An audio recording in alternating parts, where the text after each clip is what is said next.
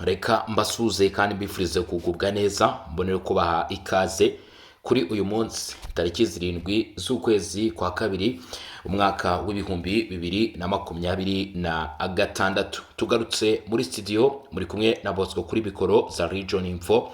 Nabakiriye cyane nongeye kubaha ikaze. Uyu munsi tujye kureba amakuru akomeye cyane, by'umwihariko turagaruka ku nyandiko zikomeye cyane zaje kujya ahagaragara. Turahera ku byo umuryango wa Afurika yunze ubumwe waje gutangaza, turakurikizaho ibyo M23 yatangaje isubiza ku byari maze kuvugwa n'umuryango wa Afurika yunze ubumwe. Bigaragara ko mu by'ukuri ibi biza kuba nk'ikigereranyo cy'igitutu mu buryo bwa diplomasi, cyangwa se intambara mu buryo bwa diplomasi ushaka kugereranya n'intambara y'ubutita yongeye kuba yatangira. Benjamin Mbonimpa hari ibyo yatangaje ku ruhande rw'umutwe wa 23. Mu by'ukuri avuga byinshi asubiza ku muryango wa Afurika yunze ubumwe. Umuryango wa Afurika yunze ubumwe rero nawo hari ibyo waje gutangaza. N'itangazo ryasohotse Addis Ababa muri Ethiopia, niho ryasohokeye tariki 2 tariki 6 z'ukwezi kwa kabiri 2026. Ni ku munsi w'ejo nibwo iyi nyandiko yaje gusohoka, ndetse yewe n'iya 23 nayo ikaba isubiza kuri iki kibazo, nayo nibwo yaje gusohoka. Mr. Nuru Muhammad Sheikh, umuvugizi w'umuyobozi mukuru w'umuryango wa Afurika yunze ubumwe, yaje gushyira hanze ubu butumwa. Turareba rero ibikubiye muri iyi nyandiko, nitumara kubirebera hamwe turaza kureba ingaruka bishobora kugira ku mutwe wa 23, icyo umuryango wa Afurika yunze ubumwe wavuze cyangwa se icyo washakaga. Kwibutsa ko bagarukaga ku bitero bya drone berutse kuraswa mu minsi ishize, ariko nkubwije ukuri ibi bintu nabyo byamaje kuba intambara mu bitangazamakuru, byamaze kuba intambara mu miryango igiye itandukanye, byamaze kuba ikibazo gikomeye cyane kandi cy'ingorabahizi. Ntubyumve nk'ibyoroshye, kuko mu by'ukuri niba ubyumva nk'ibyoroshye, tega amatwi izi nyandiko ngiye kukugezaho. Hanyuma ndaza kubanza kuzigusomera uko zisobanuye, hanyuma nyuma yaho turaza kureba ese ni izihe ngaruka bishobora kuba byagira, twifashishije nyine ibyakusanyijwe cyangwa se ibyagiye binavugwa hirya no hino mu bice bigiye bitandukanye. Mbere ya byose rero, mbere ko tubigaruka ku buryo burambuye, icyo usabwa gusa ni ugukanda subscribe cyangwa se sabone, murabibabwira umunsi ku wundi, ariko ntibikabarambire kuko ubona ko nyine kwibutsa aba ari uguhozaho. Itangazo rya M23 ryaje nyuma risubiza ku byari bimaze kuvugwa n'umuryango wa Afurika yunze ubumwe. Ari niyo mpamvu ngira ngo mbanze mpere kuri iri tangazo ry'umuryango wa Afurika yunze ubumwe. Akaba ari itangazo ryari rigenewe abanyamakuru, ubuyobozi bushinzwe itangazamakuru n'itumanaho bw'umuryango wa Afurika yunze ubumwe. Bakaba iri tangazo barishyize hanze tariki 6 Gashyantare 2026. Nk'uko bigaragara ryasohokeye Addis Ababa muri Ethiopia, aho bavuga ko perezida wa komisiyo y'umuryango wa Afurika yamaganye ibitero bya drone byakozwe n'inyeshyamba za 23 Kisangani. Ntabwo ari byinshi, ni igitero cya drone cyakozwe na AFC/M23 Ikisangani, nicyo perezida wa komisiyo y'umuryango wa Afurika yararimo yamagana. Perezida wa komisiyo y'umuryango wa Afurika nyakubahwa Muhammad Ali Yusufu akaba agaragaza impungenge zikomeye kandi amagana byimazeyo igitero cyakozwe hifashishijwe drone kibasiye ikibuga cy'indege cya Kisangani mu burasirazuba bwa Repubulika ya Demokarasi ya Kongo. Kikaba kivuga ko cyakozwe n'umutwe witwaje intwaro wa AFC/M23. Perezida wa komisiyo ashimangira ko iki gitero kibasiye ibikorwa remezo by'ikibuga cy'indege giherereye mu mujyi munini, kandi kikashyira mu kaga gakomeye abaturage b'abasivile, kica amategeko mpuzamahanga agenga uburenganzira bwa muntu mu bihe by'intambara, ndetse cyane cyane amahame yo gutandukanya abasirikare n'abasivile, kiringaniza ingufu zikoreshwa ndetse no gufata ingamba zo kwirinda. Dusobaneho gatoya, uyu Muhammad Ali Yusufu mu yavuze muri itangazo yagaragaje ko ngo ibi bitero byagabwe hatabayeho kurobanura aho bigabwa, niba ari ku baturage cyangwa se ari ku basirikare. Ibi rero ngo bikaba binyuranyije n'uburenganzira bwa muntu mu mategeko mpuzamahanga agenga uburenganzira bwa muntu mu bihe by'intambara. Dukomeje rero, iyi nyandiko ikomeza ivuga ko perezida wa komisiyo ashimangira iki gitero yibukije ko mu gihe hataraboneka ibimenyetso bifatika byemeza ko icyo gikorwa ari icy'igisirikare gusa, ngo bene ibyo bikorwa remezo bikomeza gufatwa nk'iby'abasivile, bityo bikarindwa byuzuye n'amategeko mpuzamahanga. Ubu bivuze ko Kisangani, dukurikije ibyavuzwe muri iri tangazo, yaba irinzwe mu buryo mpuzamahanga mu rwego rwo gukumira ko hasibanganwa ibimenyetso cyangwa se hari ibyahungabanywa ndetse hakongera no kugabwa ibitero. Ashingiye ku nyandiko z'ingenzi z'umuryango wa Afurika, cyane cyane amasezerano mu by'ukuri yo mu 1999 yerekeye gukumira ndetse no kurwanya iterabwoba n'inyongera yayo yo mu 2004, perezida wa komisiyo agaragaza ko iki gitero gishobora gufatwa nk'igikorwa cy'iterabwoba. Bivuze ngo aya masezerano aramutse afashe izi nyeshyamba tayari zahita ziba umutwe w'iterabwoba.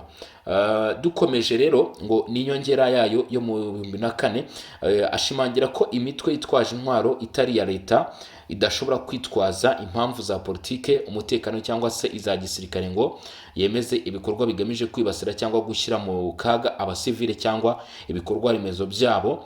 Bene ibyo bikorwa ngo bishobora no gutuma ababikoze n'ababifashijemo baryozwa ku giti cyabo imbere y'amategeko mpuzamahanga abigenga. Bivuga ngo ikiriho hano ni uko bene ibyo bikorwa, ni ukuvuga ba nyiri kubikora ndetse ngo n'abandi ababibafashijemo bashobora kubiryozwa.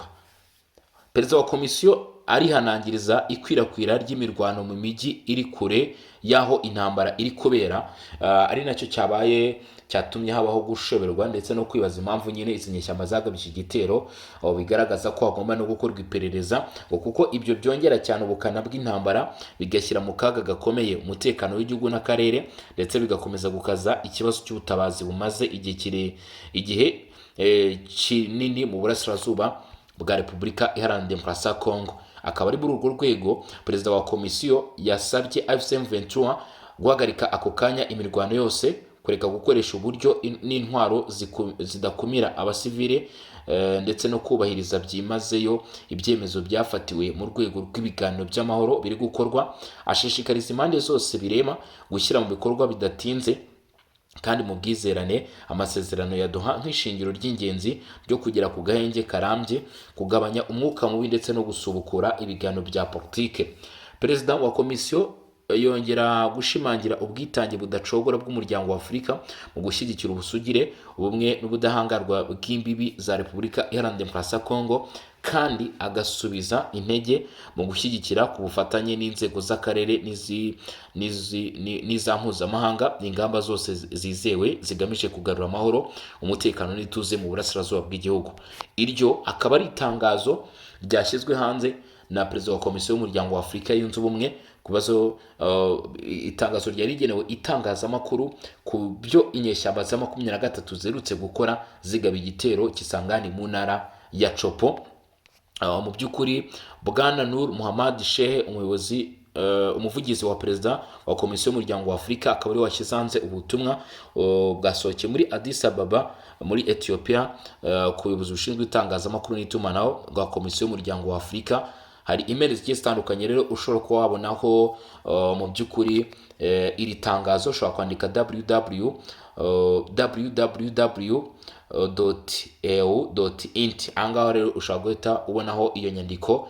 Mu by'ukuri iyo nyandiko ya original, ariko turaza no kwishyira muri groupe zacu za WhatsApp. Ubwo umuntu ubasha kudukurikira mu groupe zacu za WhatsApp araza kubasha kubibona. Hanyuma rero icyaje gukurikiraho, iri tangazo rimaze gusohoka, ngira ngo niba uryumvishe, harimo ingingo zikomeye cyane zishobora gukoteza cyangwa se kumira uyu mutwe wa 23. Bamaze kurisuzuma nabo byabaye ngombwa ko bashyira hanze itangazo nakwita iryo kwitabara.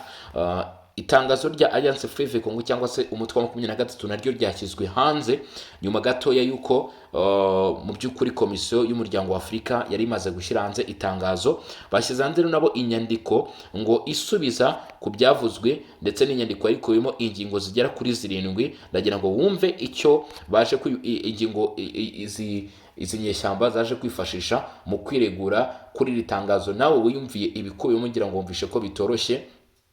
ndagira ngo ubyumve izi ngingo zigera kuri zirindwi, hanyuma tugaruke n'ibindi. Ku ngingo ya mbere, Alliance Fleuve Congo cyangwa se umutwe wa 23 ngo uragaragaza impungenge zikomeye ku itangazo ngo bise irisebanya ryasohowe na Komisiyo y'Umuryango wa Afurika ngo ryamaganye igikorwa cyo gusenya drone z'intambara mu gihe ryirengagije ngo ibisasu byagiye bigabwa inshuro nyinshi ku baturage b'abasivile n'ibirindo bya FCM23 byakozwe n'ubutegetsi bwa Kinshasa hifashishijwe izo drones.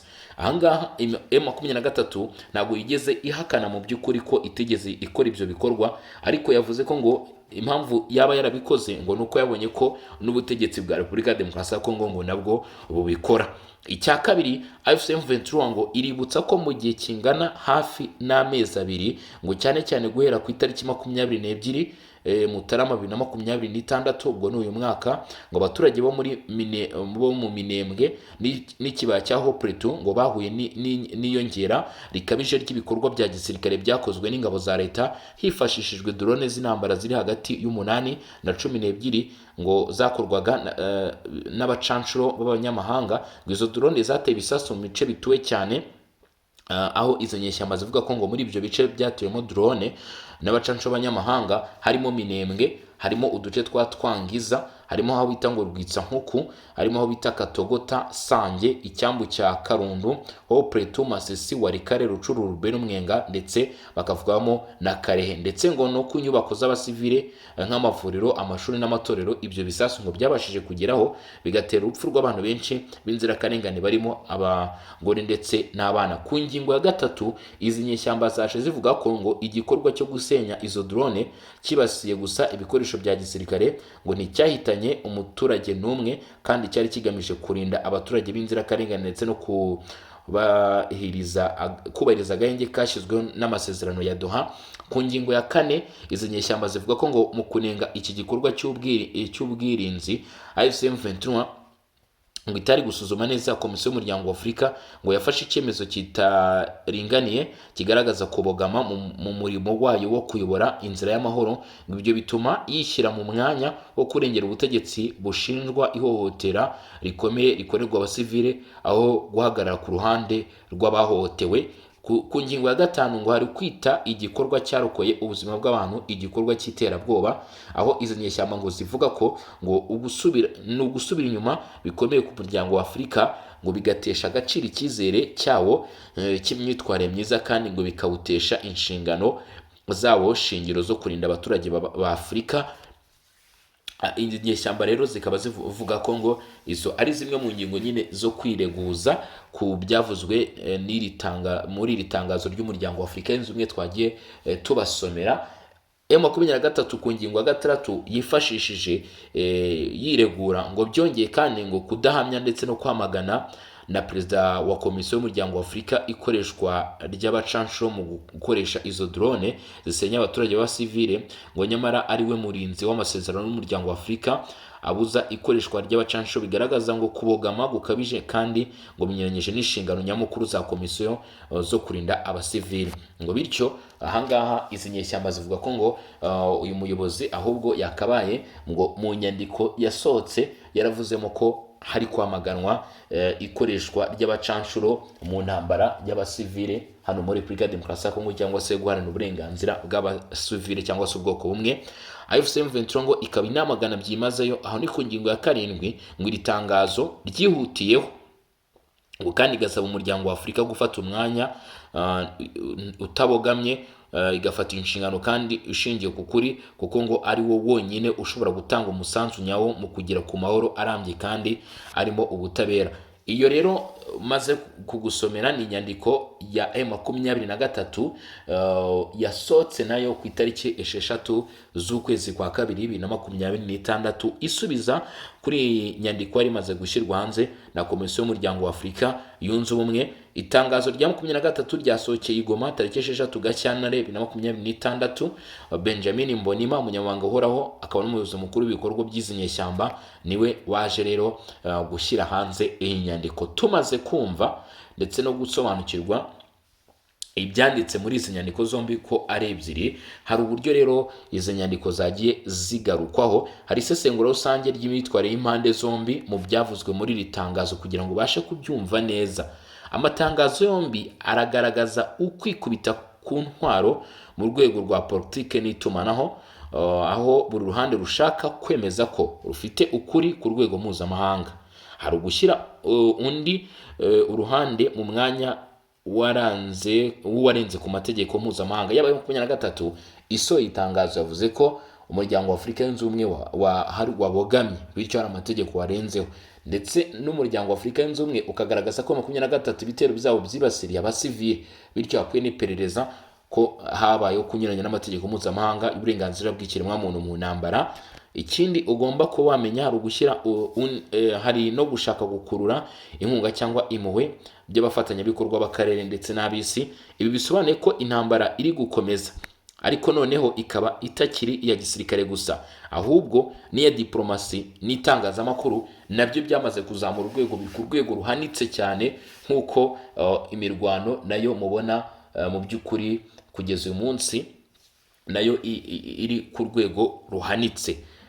Ikindi, aho itangazo ry'umuryango wa Afurika ryerekeza, tuhereye kuri ryo, aho itangazo ry'umuryango wa Afurika ryerekeza, hari ugushyira AFC/M23 mu mwanya w'umutwe wibasira abasivile. Ibi ngibi rero umuryango wa Afurika washyize igikorwa cya drone mu rwego rw'igikorwa cy'iterabwoba. Mu by'ukuri hari ugushimangira ko ikibuga cy'indege gifatwa nk'igikorwa remezo cy'abasivile keretse habonetse ibimenyetso bifatika bikagaragaza ko bishobora kurengera 23 ko icyo gitero koko kitibasira igice gikoreshwa n'abasivile. Icyo bigamije ni ugutegura urufatiro rw'amategeko mpuzamahanga rushobora gukoreshwa mu gushyigikira ibihano, gukaza igitutu cya diplomasi kuri AFC/M23 n'abayishinjwa kuyifasha, ndetse no guha Repubulika Demokarasi ya Kongo ishingiro ryo gukomeza kuyifata nk'umutwe utemewe, kurinda ihame ry'ubusugire bwa Repubulika Demokarasi ya Kongo. Komisiyo y'umuryango wa Afurika yunze ubumwe irongera gushimangira ubusugire bw'igihugu, kudashyigikira impinduka zishingiye ku ngufu. Ibi byerekana ko umuryango wa Afurika yunze ubumwe udateganya guha AFC/M23 umwanya nk'ufite impamvu za politike zemewe, ahubwo ko uyu muryango wa Afurika yunze ubumwe ukomeje kwibona nk'ikibazo cy'umutekano, aho itangazo rya AFC/M23 rero naryo ryaba ryerekeza, tuvuye koho mu by'ukuri umuryango wa Afurika yunze ubumwe nawo werekeza. Hari ukwisobanura no kwiyambura icyasha cy'iterabwoba. AFC/M23 irahakana ko yagabye igitero ku basivile, icyo ni icya mbere.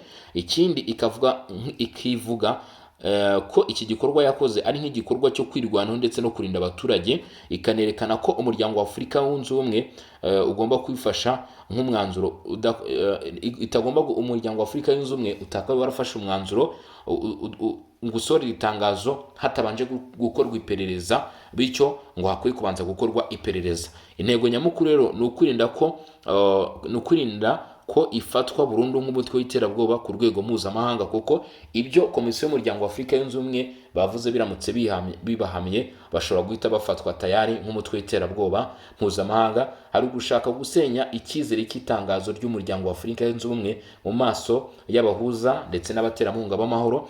Hari guhindura rero icyerekezo cy'ikiganiro ku byaha bya leta ya Repubulika ya Demokarasi ya Kongo.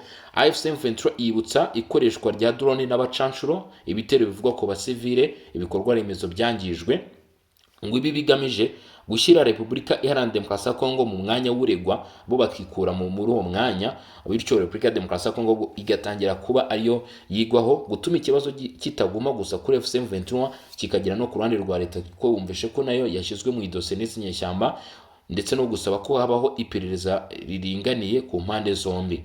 Aho ibintu bishobora rero kwerekeza mu gihe cya vuba nta gikozwe, cyangwa se mu gihe impande zombi zirimo ziragenda mu by'ukuri zigira icyo zishimanye. Twashyize muri scenario, hari scenario ya mbere, hari gukaza igitutu mpuzamahanga kuri AFC/M23. Ibi birashoboka ko komisiyo y'umuryango wa Afurika yunze ubumwe ikomeza gukorana n'umuryango w'abibumbye ndetse n'abandi bafatanyabikorwa, hakongerwa ibihano bya diplomasi ndetse n'ibya politike, AFC/M23 igashyirwa mu kato mu biganiro byemewe. Ibi byatuma AFC/M23 irushaho kwegereza itumanaho cyangwa igakaza imyitwarire ya gisirikare kugira ngo igaragaze ko igifite imbaraga. Muri scenario ya kabiri, gusabwa iperereza mpuzamahanga kubera amagambo akomeye ya AFC/M23 ku drone ndetse n'abacanshuro byagiye bigaragazwa n'izi nyeshyamba bishobora kubaha amahirwe. Hari amahirwe ko bamwe mu bafatanyabikorwa b'akarere bazasaba ko habaho iperereza ryigenga, cyangwa ko MONUSCO cyangwa izindi nzego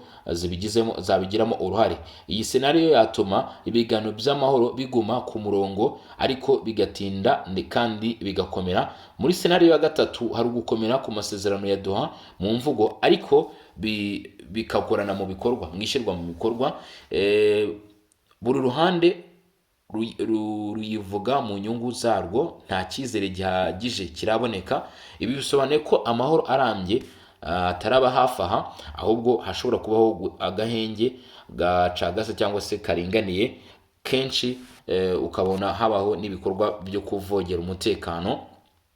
Hari isesengura rusange rero ry'icyerekezo mu magambo make ariko mu by'ukuri yumvikana, cyangwa se buri umwe uwo ari wese ashaka kuba yamenya uko bihagaze.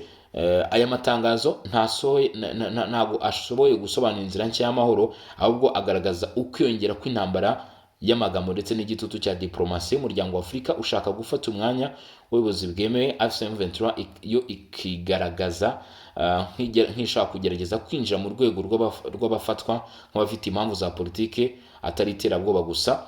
Hari icyerekezo nyacyo, nta mahoro ya vuba ashoboka hatabayeho iperereza ryigenga rishingiye ku byagiye bikorwa ndetse n'igitutu gikomeye ku mpande zose, harimo na leta ya Repubulika ya Demokarasi ya Kongo, ndetse no buri imvugo ikava ku gushinjanya ikajya ku kubaka icyizere, hagashakishwa igisubizo kirambye gishobora kuvamo umuti w'ibi bibazo, hatarinze habaho ko mu by'ukuri impande zigenda zirushaho kwitana ba mwana. Ibyo nibyo bishobora kuba mu by'ukuri byafasha mu gukemura cyangwa se mu gushyira aho iherezo kino kibazo. Haramutse hadakozwe ibyo ngibyo, bitekerezwa ko bishobora kugira ingaruka zikomeye cyane hano mu karere ka Afurika y'ibiyaga bigari, by'umwihariko kuri umutwe wa 23 ndetse n'abawufasha. Mu gihe itangazo rya Komisiyo y'Umuryango wa Afurika yunze ubumwe ryakumvikana, M23 ishobora gushyirwa mu mitwe y'iterabwoba. Ibihugu bishinzwe gufasha uyu mutwe wa 23 muri iki gitero nk'uko byagiye bigaragazwa bigafatirwa ibihano, ndetse M23 igahagarikirwa ibihano bya Doha, ahubwo hagatangira kubaho ibikorwa byo guhiga bamwe mu bari mu buyobozi muri uyu mutwe. Ndetse ibyo ngibyo rero M23 nayo inyandiko yasohoye ni inyandiko igerageza guhangana ndetse no kurwanya nyine ibyo bikorwa, ko byakorwa cyangwa se imyanzuro ko yafatwa mu kwiregura ndetse no kugaragaza ko uko bitekerezwa atari ko bihagaze. Ngira ngo ubwo rero mubashije kubyumva cyangwa se mubashije kubisobanukirwa. Rero reka mu by'ukuri dukomeze n'andi makuru mu kanya kari imbere. Turaza kuza dusuzuma n'ibindi biba bigezweho ko byifashe. Wowe icyo usabwa gusa ni ukuza kuba hafi ugakurikirana amakuru y'ibiri kuba ndetse n'uko byifashe. Hanyuma njyewe wari uri kukugezaho aya makuru n'ibiganiro nari Bosco Mutaramo cyane, wakurikiranye inyandiko ubusesenguzi bw'uko ibintu byifashe. Niba wanyuzwe n'ibiganiro n'amakuru tugenda tukugezaho, nugenda udakanze subscribe no kuri Barore TV, urandikamo @Barore TV rimwe urahita utubona, cyangwa se ujye kuri chaîne cyangwa se kuri page yacu ya Region Info uraza kwibonaho, ubundi ukande subscribe. Nibagirwe like, comment, ni igitekerezo n'inyunganizi utugezaho muri comment nyine, ubundi tukaza gusura amasaha imbere turira n'ibindi bigezweho. Nyine ari Bosco Mutaramo cyane. Ciao hasta la vista, mukomeze kugira ibihe byiza. Imana y'imigisha ukomeze kugenda byibanira namwe kuri iyi tariki ya 7 z'ukwezi kwa 2 umwaka w'2026.